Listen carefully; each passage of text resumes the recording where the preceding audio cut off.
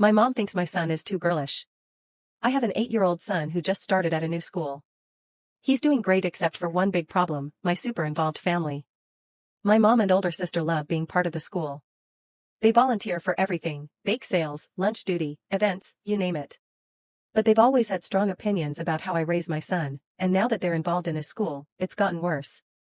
At first it was small things, like swapping out his snacks because they thought fruit roll-ups weren't healthy. Annoying, but whatever.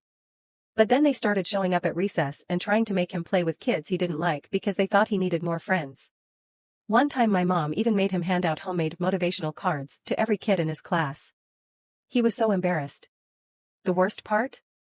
They pulled him out of gym class without telling me because they thought activities like dodgeball were too rough for a sensitive boy.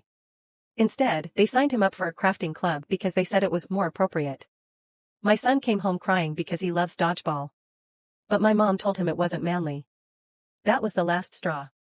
I went to the principal and requested a rule that my family cannot interfere with anything at school without my explicit permission.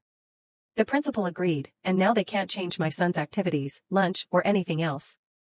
Now my mom and sister are calling me a bad parent.